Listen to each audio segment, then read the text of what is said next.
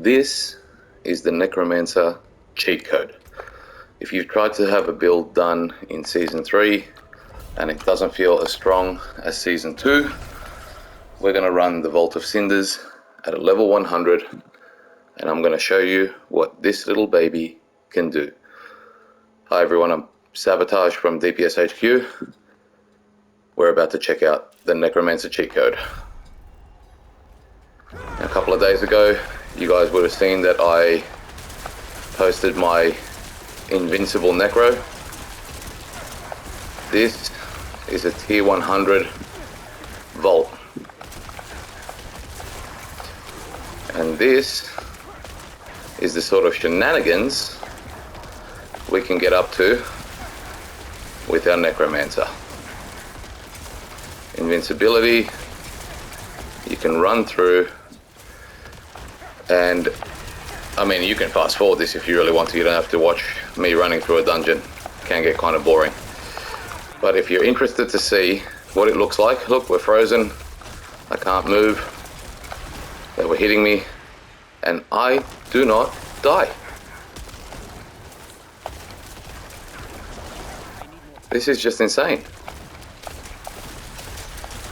The damage is unbelievable, and the glyph that I need to get this to where I want it to be is not at level 21 yet. I've still got another level to go, so we're going to be squeezing a little bit more out of it.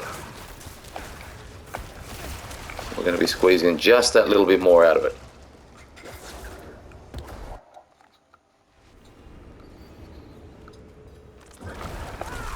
Now, I'm not going to get the cinders for the vault because I just want to show you guys how quickly we can run through these. If you are leveling yourself, leveling friends, or just trying to get gear, you can get a number of extra wardings because you will top up pretty much every time no matter what.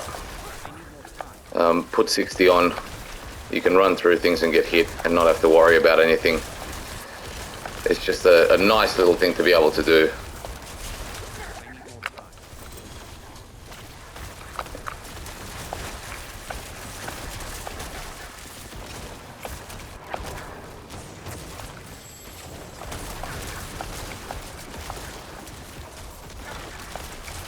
Keep an eye on any explosions. Keep an eye out on elites, because some of these you will have to stop for.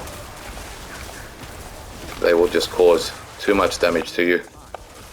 And even invincible Necro will come close to death if you just stand in the middle of a massive crowd and just let them hit you. While we're running, we had bone storms going.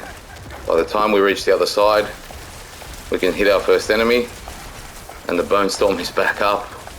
I haven't even used it. Guys, you can see on my skill bar. I do have little get out of jail free cards. Little things to sort of help me out here and there. Like blocking doorways with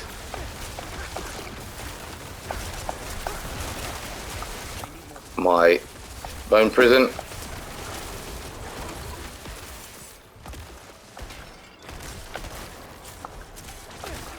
You're more than welcome to fast forward to get through these bits, because I know not everyone wants to watch the entire dungeon get done. It can be a little bit boring. Our bone storm's still going from the start of the dungeon. We haven't pressed it again. That's a little bananas. And because that bone storm is going, we've got extra crit strike, extra DR. We run into the final room, and you can see that the bone storm came up again. And all we're going to do, if you're going for the wardings, is you pick this middle aisle here, and you just run from one side to the other.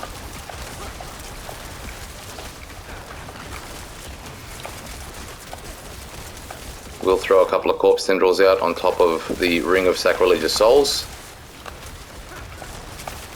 just to crowd control these guys a little bit better.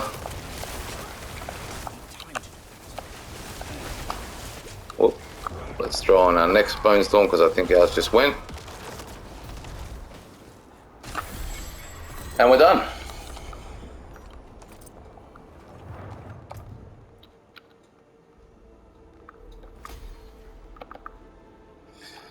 So let me show you exactly how this is done.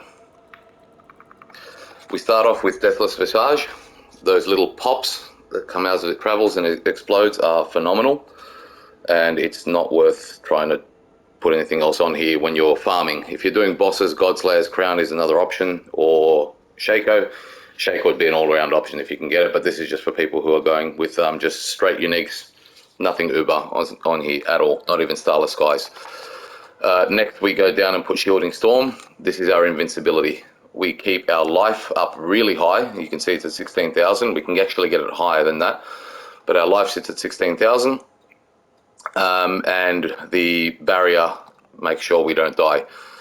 We then sit with the Cadaverous Boneweave Gauntlets here. Consuming a corpse increases the core skill by 10% up to 50%, and the Sacrilegious Soul is blowing corpses up all the time, so you're sitting at 50% multiplicative damage here.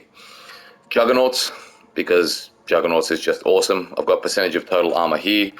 I actually had percentage on my amulet, but I don't need it because I'm at 17,000 armor, which is way above armor cap. And you'll notice when I heal, so let's just heal up. You'll notice that my attack power jumps up to 18,000 because we are using Imbiber. Movement speed, I'll put the 20% extra movement speed here, but you lose it every time you get hit. So what I'm trying to do is find a good version of every time you crit, you get movement speed. That way, as you're just critting through the dungeon, you are speeding straight through it. This needs to not be looked over. Huge Flesh will get you a whole bunch of corpses, which will proc Flesh Eater, which will proc your gloves here, the Cadaverous, which will proc a whole bunch of stuff. Fuel by Death, the extra ranks, is phenomenal because you just get extra attack power. 4 ranks to all corpse skills, so as your corpse explosions are going off, they're ranked up, they're hitting harder. And then Black River is actually doing 126% multiplicative damage on top of that.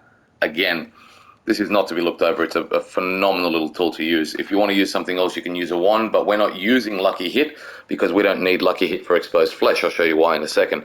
Lidless Wall, because when you start your Bone Storm, you'll see, like I went to the end of this dungeon, you can basically run an entire dungeon, hit Bone Storm once, and you will have the extra crit, the extra DR, and everything, and the extra barrier running for the entire dungeon. It's phenomenal.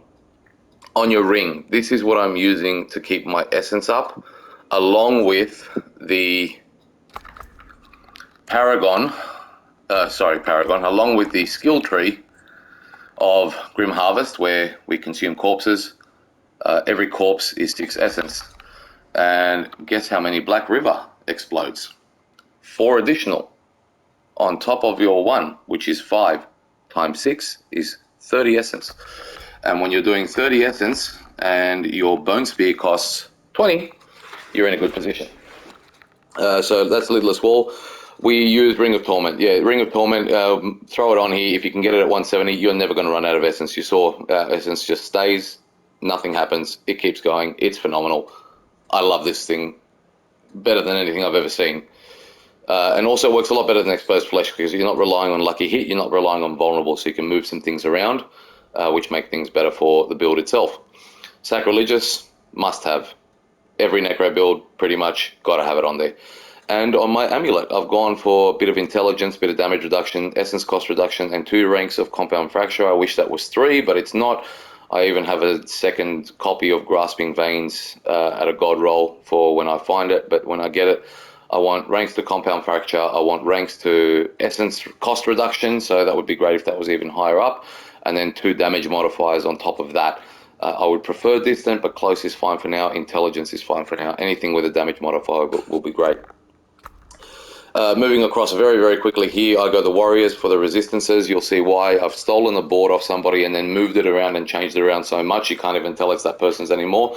And I went through about 8 or 9 different paragon boards to try and build this up to where it is, and you'll see why we have to take this. We take it because you don't really need that extra 5%. You're already up almost at 100% as it is. You saw that every hit we're doing is going yellow. They're going yellow because they're critical strikes. Here we sacrifice for vulnerable. Here we sacrifice for critical strike. That's just normal. Next thing that we go through is the construct. So for the construct, I've gone Flash of Adrenaline. You get your 20x multiplicative damage. You get your Fortify from Safeguard. Tactical will make sure that the cooldown drops, and Duration will make sure that it lasts longer. With the cooldown drop and the longer duration, you're going to notice that the cooldown is 12 seconds, and the damage dealt goes for 12 seconds. Never ending. Next one we use is Tempest. We use this for the resource generation as well, because when it hits an enemy, it hits 11 additional enemies. We use Arcing Support to get the additional enemies for Tempest. What that does is you get 15% critical strike chance against those 11 additional enemies and anyone else that passes on to. And then you've got 20 primary resource, which you're going to get for every time the skill first deals damage. And as it deals more and more damage as people are dying, you'll see here, if an enemy is killed, Tempest spreads to another enemy. It's hitting again and again and again and again. You are going to have so much essence, you're not going to know what to do with it all. It is really great. Skill tree. I'm going to run through this really quick because most of this is always the same for Bone Spear, but I'll explain little bits and pieces as we go along. 2 into Blown Splinters, we don't actually use it at all, just to get down to the next part. 3 into Unliving for the max energy for proccing our passives. We want max essence all the time, as much essence as you can get. And then Imperfectly Balanced to deal more damage. Bone Spear, 5 points all the way up. Take it up to Supernatural, so you get some vulnerable straight off the bat, which helps really good. If you really need the crit strike, you can go Paranormal. Either one of these will work. It's not really going to matter. This comes from Black River, but Huge Flesh all the way up. 1 point into Corpse Explosion, and then you'll see I've got item contribution of 7. Take it up through to Blighted. The blighting tick damage is just extra ticks so that you can actually proc things for Decrepify. I put 1 point in here, 1 point in here for Enhanced Bone Prison. This is just to control people a little bit more. If you're versing Lilith or if you're versing things and you really feel like you need to break CC, drop the 2 points in here. You're not really going to overcast and overpower, so you just drop 1 point in there if you really want to. But I put my 2 points down here. We go 3 into Grim Harvest to get essence back from corpses, and we go 3 into Fueled by Death so that we get the 15% multiplicative. We go into Death's Reach, we go into Amplify Damage, we do Decrepify like 90% of the builds out there do. A lot of people have used Reaper's Pursuit. I don't. I think that we're quick enough already. I put 1 point into Corpse Tendrils, take it all the way through for the vulnerable. 1 point in here because Serration really doesn't do much. I mean, if you want to have a look, it's 0.9% for every 30 essence. It's really not worth it. 3 into Compound Fracture, the rest is from items. 3 into Evulsion because it's fantastic. 3 into Standalone, 3 into Memento Mori because. And then obviously your Bone Storm all the way through to Supreme, so you get the 20% crit strike chance. And you also get the DR from here. Ossified Essence. You'll notice it's 73.5. That's because of how high our essence is. So that's why wherever you can find essence, wherever it is, add your essence up. You can get this as high as, I think it's 82 or 83. I've seen it. But you'll notice that I'm missing some essence on some parts. So this is only 18 out of 20. The essence on my ring is only 9 out of 14. I did have a 14 out of 14, but it was a 1.2 to raise skeletons. I wanted it 1 second. And then I've got 14 here out of 14. So you can see that you get, look, 20 out of 20 there for essence as well. It will go into the 80s if you run it through. Now, very quickly, Paragon board. I'll stop very briefly. You can just have a look. In the first one, we're going to put Sacrificial. That's going to give us the bonus damage here, bonus armor. Makes sense. Next, we go straight into Bone Graft, and we're going to basically fill the whole thing out. Have a look at where I've got all of my things, so you can see which way you're going. But basically, we're going to take Reinvigorate for the maximum essence. We're going to take all of the critical strike chance here, and we're going to take the maximum life there. In here, we throw the Exploit Glyph, and we get just enough. I didn't have this one here before, but we get just enough to take it, and then I found a spare point, so that's why I've got the extra one there. Into board 3. Board 3, we're going straight into Flesh Eater, so 40% multiplicative damage. In here, we're going to throw Amplify. Amplify is going to amplify the magic nodes here, so we're going to amplify our resistances, our willpower, our damage to elites, which helps a lot, and our dexterity. And we're going to come up here and we're going to take this crit strike chance as well to get our crit strike as high as we can.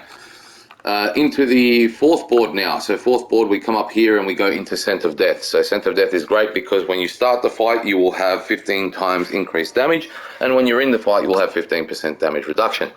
In Scent of Death, we throw Control. Now, Control will give you the 10 and 20 multiplicative for slow and stunned enemies. We do that all the time. All we're doing is getting the 40 intelligence here and then moving on. So down here, we go into board 5. This is a big one. We go into the Bloodbath board. We put Essence in here for the critical strike damage and all of that, and we get every single piece of dex that we can in here. And then we go into our 6th board. We come out the side here. We take this 6th board. What we're taking is just Blood Begets Blood, but it's just so we can throw in the cheat code, which is Imbiber. So Bone Storm along with Shielding Storm is cheat code number 1. Just make sure your life is as high as you can get it, because the higher your life, the better the barrier. Cheat code 2 is Imbiber. So you'll notice my power is at 18,000. What we're going to do is I'm just going to go down here and take a couple of points out so I can show you something. If you were to then throw those points in here, we're at 19,000. You've got 2 more along the side here. So if we were to go and take these 2 points and put them in here, we're at 20,000. So you can see that Imbiber really is a cheat code. It really gives you a substantial amount more damage. And I don't know where I took those extra 2 from now. I'm really hoping it's there. No, it wasn't there. It was down here. Okay, here we go. Boom, boom. Beautiful. There we go. So Imbiber is really, really good. Now, I think we just got this to 21. We did, which is what's sitting us at 18,566 attack power. Now, all of the things that we use during a dungeon are going to stack on top of that, which is going to make it really, really strong. And I have 1 extra point, which I forgot to put back in here. It's just a great cheat code. So I'm going to put this up on max roll, not max roll, sorry, on Mobalytics. So I may put it up on max roll as well. I've moved away from using max roll. Everything's on Mobalytics now because it's just easy to use and it's much easier to run around with. And all of my builds are sitting on there. That's the cheat code. This is the Bone Necro. I don't know if you're going to get better than this. This is going to be absolutely brilliant. You can run through absolutely everything as quick as you need to. I've even got another amulet here with an extra 24% movement speed, which I can swap over to. Same essence cost reduction, everything else. This has got armor. I wish it didn't, and I could respin that for something else, but it doesn't really matter. If I swap that out, you can see my armor goes up, my attack goes down a little bit. But what you do get here is you get the extra movement speed. So you can see how fast I'm moving now, as opposed to putting this on, and that I've slowed down. Phenomenal build, phenomenal thing to use, really love it. I've been sabotaged. This is DPS HQ. This is the Necromancer cheat code.